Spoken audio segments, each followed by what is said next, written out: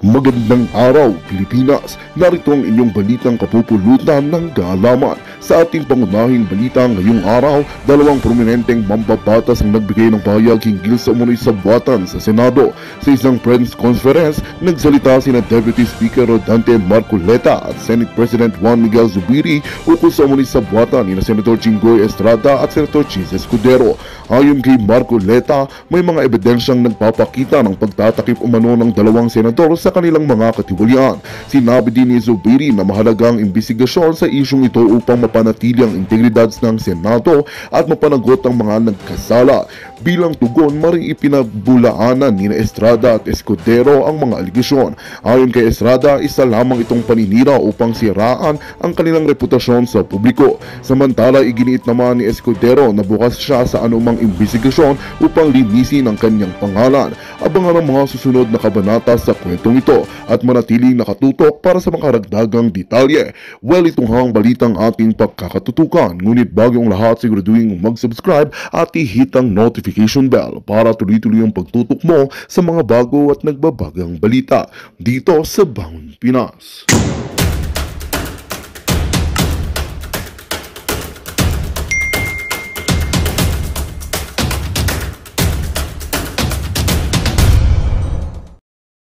Medyo malungkot na ako, medyo heartbroken na ako dahil mga tinuturi kong mga kaibigan ay nag-traitor pa. So, ganun talagang politika.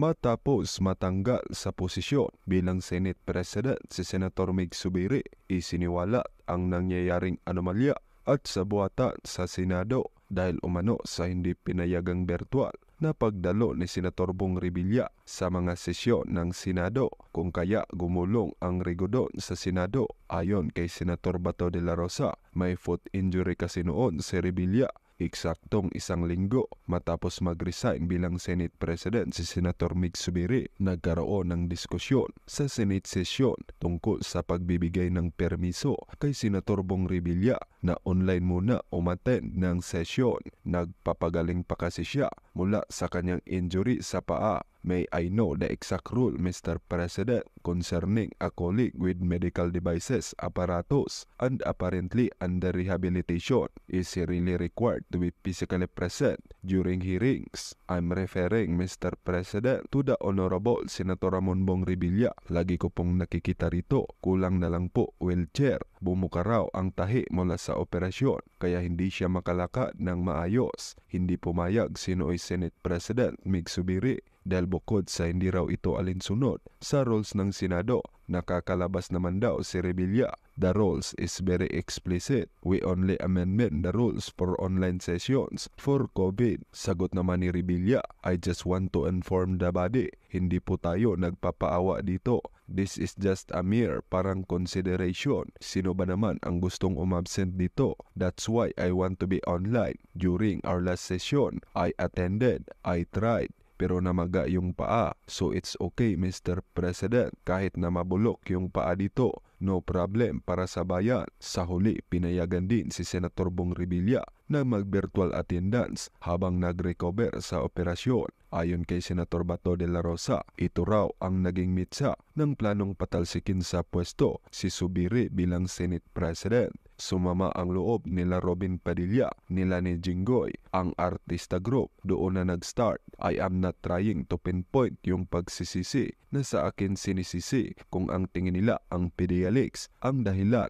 then so be it. Pero gusto kong mag-share sa inyo ng information na nag-trigger ulit ang pag-alis kay Senator Migs noong nagalit yung mga artista. Matatanda ang sinabi ni Zubiri na ang hindi niya pagpigil sa hearing ni De La Rosa ang isa sa dahilan kung bakit nawala siya sa pwesto. Bago yan, inamin na rin ni Senator Chis Escudero na siya ang mastermind at pasimuno sa resolusyon para patalsikin si Zubiri dahil may ilang senator ang diskumpiyado na raw sa dating Senate President. Gabi bago yan, dumalo siya sa isang public gathering kung saan naroon din sina Pangulong Bongbong Marcos, First Lady Lisa Araneta Marcos at House Speaker Martin Romualdez. Pero giit ni Escudero, wala silang kinalaman sa pagpapalit ng liderato. Ipinaliwanag naman ni Ejercito ang dahilan ng hindi nila pagdalo sa dinner sa Malacanang mahirap namang makipagplastikan. Sabihing makipagchika-chika tayo. Yan ang sagot ni Senator GB Ejercito kung bakit hindi siya sumama sa get-together ng mga senador kasama sina Pangulong Bongbong Marcos at First Lady Lisa Araneta Marcos. Wala rin dyan si Senator Nancy Binay, Sonny Angara at Joel Villanueva. Sila ang mga hindi pumirma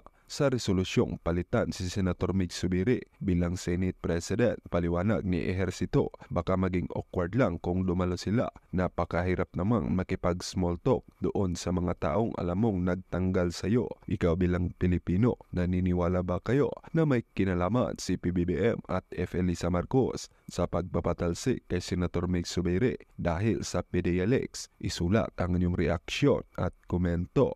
Samantala, sa ibang balita, tiniyak naman ni Banban Tarlac Mayor Alice Guo na handa siyang sumailalim sa lie detector test para patunayang hindi siya nagsisinungaling patungkol sa kanyang nasyonalidad. Hinamon ni Senator Rapi Tulfo si Guo na sumailalim sa lie detector test hinggil sa umano'y kaugnayan ng alkalde sa mga illegal na Philippine offshore gaming operator. Sa pagdinig, nagduda ang mga senador sa kwento ng alkalde hinggil sa kanyang kabataan at kung totoo ba itong may dugong Pilipino. Binigyang diin ni Guo na hindi siya isang Chinese spy at tunay siyang mamamayang Pilipino. Sa susunod na pagdinig, ipinangako ng alkalde ng Banban na dadalhin nito ang mga nakakahalubilo niya sa kanyang kabataan. Paliwanag naman ni Tulfo, hindi tinatanggap sa korte ang resulta ng lie detector test pero makatutulong ang resulta sa komite para matukoy kung nagsisinungaling ang alkalde.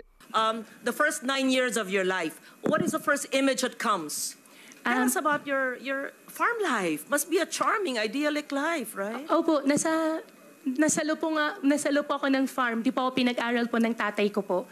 Ang nagtuturo po sa akin si Teacher Rubilin po na na-mention ko po nung nakaraan na Senate hearing. And how I wish po really, Madam Senador, na I have a perfect life po. No, However we're po, not talking about pinalaki po ako sa farm. imperfections or perfection. Kwento lang nga eh. Opo. 9-10 years po. Siyempre man, Mayor, may maalala, 38 ka lang eh. Opo, sa farm nga po ako lumaki po, Madam Senador. Hindi po naging normal po, hindi po naging normal po yung I'm not buhay ko asking po. normal or it's Madam Chair, I know that time is limited and I would want to get to know the mayor. As I said, we're giving you the opportunity to prove to us that you are Filipino. Opo. We ask you the questions which I would ask normal people. I would ask you, Risa, tell me about your childhood, right? Sir, in our childhood, I talk about my child. Yun lang. Nothing to be defensive about. You don't have to say the same thing. Basta sa farm po. Tell us about your child. Ako sa farm. Basta tell us about your child. Sa farm. Ano ba? Huwag tayong robot. Tell us about your childhood. So we're convinced that you have a childhood in the Philippines. And if we ask you to speak about a foreign language, to speak in a foreign language that you are nabihasa ka, ay hindi, mas magaling po ako sa Pilipino. Ba't may kakaya kung magaling sa Fokien? Kung magaling ka mag-Mandarin? Wala, maganda nga, marami ka na lengguwahe. I will leave it at that and I will ask more questions in the next hearing because ano ba ang ating pinupunto dito?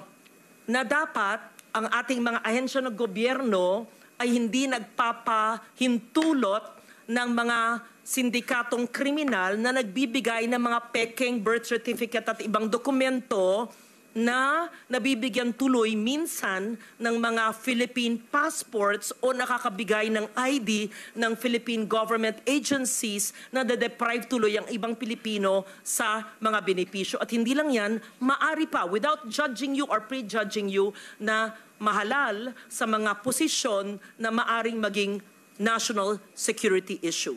I'm not judging, I'm basing it on what I've heard and read, and I'm giving you the chance to prove that you are Filipino. Yes, so I will leave it at that. Thank you very much, Madam Chair, for the time and the patience, and I would like for her to submit the photos that you requested, the name of the teacher, and perhaps the teacher who helped her homeschooling, names of employees, their full names, photos, addresses, playmates, etc. You must have a neighbor who knew you in the 80s, right?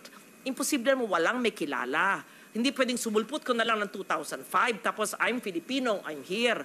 Okay.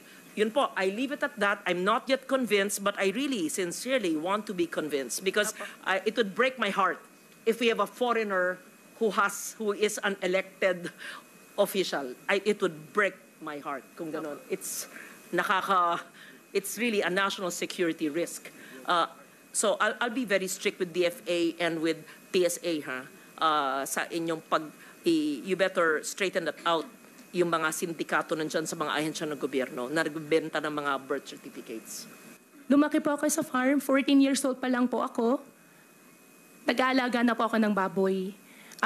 Ako nagpapaanak. Ako rin po nagbebenta po ng mga fatteners po na nilalabas po ng farm. Medyo, hindi po yung negosyo. Mula po 1986 when you were born, your recollection, 86 to the time you obtained your birth certificate in 2005.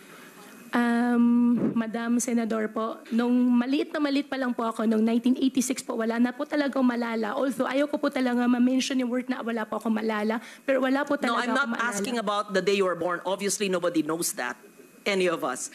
I said 86 to 205. Between the day you were born and 9 years old, you would have some recollection. Ako nga po, doble ng age nyo. Naaalala ko pa yung childhood ko na ako'y 5 years old Kilala ko pa yung grade school teachers ko Yun lang po. Huwag tayo magpilosopo po dito. I mean, Opo. obviously, I'm not asking you, how was it when you were born? Hindi po. From 1986 to 205. Madam Senador, lumaki po ako sa farm. Kinulong po ako ng tatay ko. Paulit-ulit naman, parang memoryado nyo. Kasi kino-coach ka ng lawyers mo siguro. Just, magkwento, parang kaibigan. Parang nagpunta senador sa'yo, Mayor, kamusta na kayo? Kamusta ang buhay nyo dito? Napanganak kayo sa farm. How was your life when you were born? Ganun. Sino yung neighbors nyo, playmates nyo, paano yung pamilya, binibisita ka ng ama mo, ganun. Kwento lang. Madam Senador, As a Filipino, as you claim. Opo, gustong-gusto ko po magkwento. Ang playmates ko po doon sa farm ay yung mga dati po namin empleyado rin po. Kamenggo po yung mga tao pero may mga luma, mga matatagal po namin empleyado. Pagbalik ko po ngayon araw, hahanapin ko po sila at sa susunod po na Senate hearing, isasama ko na lang din po sila. Aaralin pa ng mga abogado. Teka po, anything, when I say your first 10 years of your life, the first 9 years of your life, kilala ko pa yata yung isang abogado mo sa likod mo. Anyway, Mayor Alice, nasabi niyo kanina na ang father niyo nagbibigay ng puhunan sa inyo para magnegosyo kayo. And kanina narinig ko, minsan 500,000, 1 million, 2 million. At binigyan rin kayo ng puhunan para pumasok dito sa Baufulan. Tama? Your Honor, hindi po. Binigyan po niya ako ng pampuhunan po, pangbili ko po ng lupa. Pero Na yung ginamit niyo sa Baufu? umpisa po niyan, hindi na pala naman pong Baufu. Binili ko po yung property po ng installment.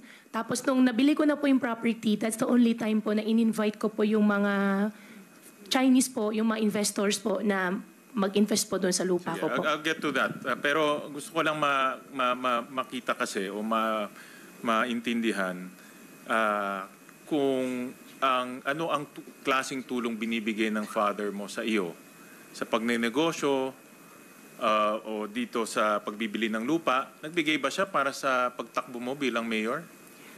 Your Honor, yung tatay ko po, tumulong din po nung tumakbo po Like ako. any father naman tumutulong. Opo. Diba? That's lahat ng mabubuting ama tumutulong talaga sa mga anak nila. Dahil tinitignan ko, I'll flash it, no? Yung QJJ Farm, yung financial statements. Yung 2022, nalugi siya ng 900,000 pesos. In 2021, kumita siya 81,000 pesos. Yan. And then yung QJJ Embroidery, 700,000 pesos ang kinita nung 2023 and in 2022, 439 pesos.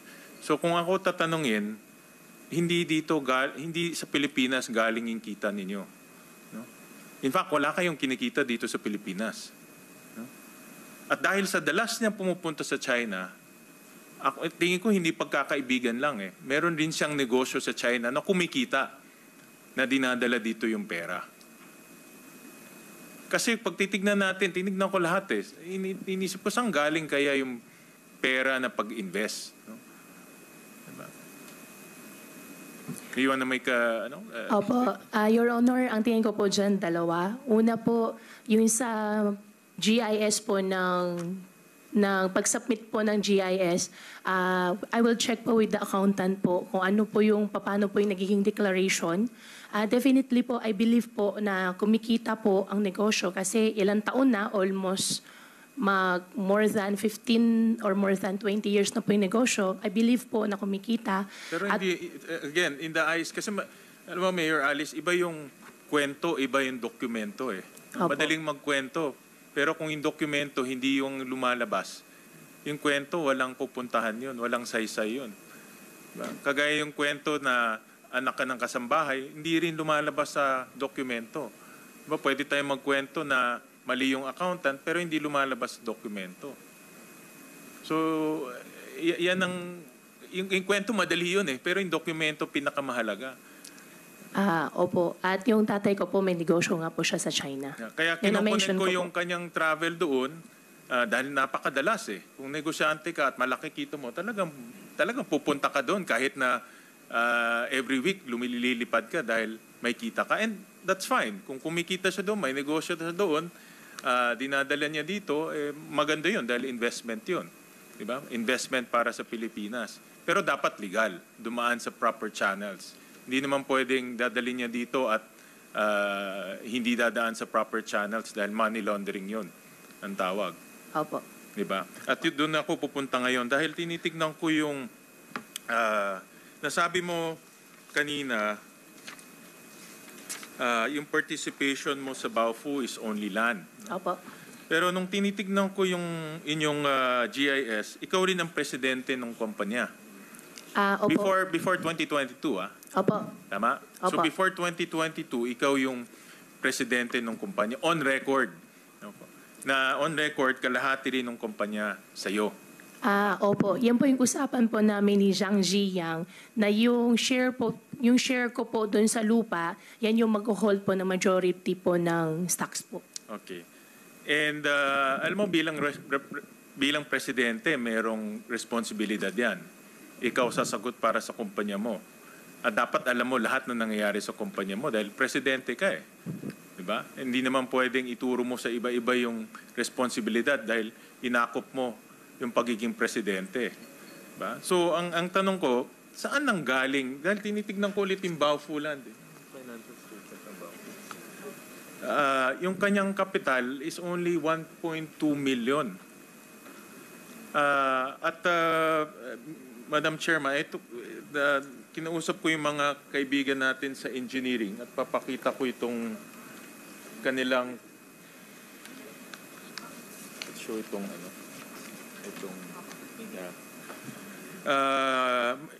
kinausap ko yung mga kaibigan natin, may isang engineering company called DCCD at ito, reputable engineering company. At sabi ko, tingnan mo nga at i-value mo yung construction cost ng Pogo Hub sa Banban.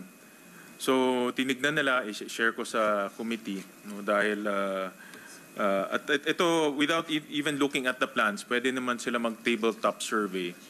Yan, no? Pwede nilang bilangin ilang floors, pwede nilang sukatin with modern technology na ngayon, lahat pwede nang gawin yan. At next slide, lumalabas na mayroong 37 buildings in that area. No? 37 buildings ang itinayo dyan. At lumalabas na ang construction cost na pinakamura, lumalabas about 6.1 billion pesos. Okay? 6.1 billion. That is the estimated construction cost. Pwede namin to share sa inyo kung gusto nyong i-validate the numbers. But this is from a reputable engineering. So, 6.1 billion, hindi maliit yan. No? At tinignan rin namin yung timing ng construction. In 2019, ano yun? Pakipakita nga. Meron ng earthworks, no? Meron ng development sa earthworks. Ginastos na ng kumpanya 117 million. Pero pag titignan natin sa books niya, in equity, it's only 1.2 million pesos. In 2020, yan.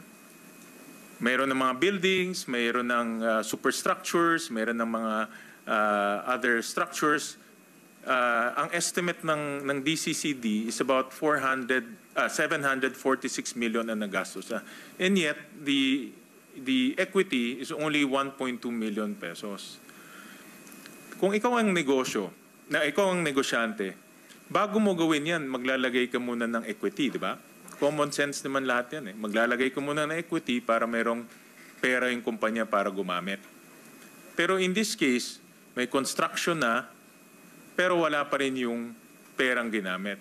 So ibig sabihin yung pera, hindi dumadaan sa kumpanya. Your Honor, ang participation ko po dyan is the lot. Prior po ako mag-divest po, kinausap po nila ako kung gusto ko mag-invest ng in cash na in peso. Sabi ko po sa kanila, wala po akong ganong kalaking pera, kaya nagpa-buyout na lang po ako ng share ko po sa kanila. This is 2019 and 2020. Sila po ay presidente ng kumpanya on record. Yes po, Your Honor. Nag-start po niyan, kinausap po ako ni Wang Jiyang. Kaya better po sa next hearing po talagang kailangan nandito po siya para makasagot din po. But si Wang Jiyang nagtatago na. He's a fugitive. Tumakas siya nung rinade siya ng PAOK. Tumakas siya dun sa mga underground tunnels. Paano natin tatawagin siya? Ang tatawagin lang namin, sino yung presidente on record? Again, pwede natin iturog, pwede tayong gumawa ng storya. Ang importante dito kung ano yung nakasulat sa records. Opo, Senador Win. Hindi po ako gumagawa po ng kwento. Si Wang Jiyang po, siya po nagpa-construct po ng Baofu. Ang participation ko lang po is only the property. Pero, presidente ka ng kumpanya, nakita mo ang dami ng construction. Hindi ka ba nagtaka saan nanggagaling yung pera? Honestly po, Senwin, nung unang part po, iniisip ko, wala naman po mawawala sa akin, hindi naman po ako naglalabas po ng pera, hindi ko po talaga iniintindi.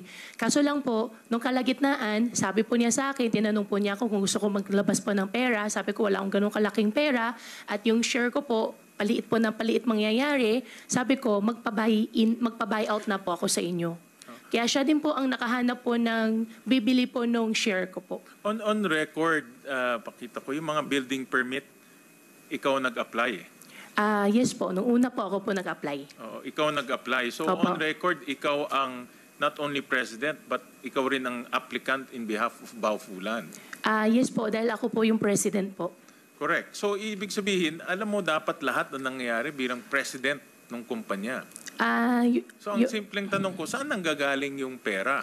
Your Honor, lahat po ng construction po, sila Wang Jiyang po ang nagte-take care. In fact, pwede rin po tayo magtanong po doon sa Bamban mismo na hindi po ako pumupunta. Even during po the construction po, sila po ang nagpapatakbo at sila din po ang nag-construct po. Ang problema si Wang Jiyang nagtatago na eh. Saan namin nahanapin siya to validate? Ang aming gagamitin lang. Magandang balita ang hatid namin sa inyo ngayong araw. Sa pagtatapos ng aming balitaan, nagbigay kami ng mga mahalagang impormasyon. Maraming salamat sa pagtutok at pagsuporta sa aming programa. Huwag kalimutang manatili sa mga susunod na araw para sa mga bagong balita at mga kwento na dapat nating abangan. Mula sa Boses ng Masa, magandang araw, Pilipinas!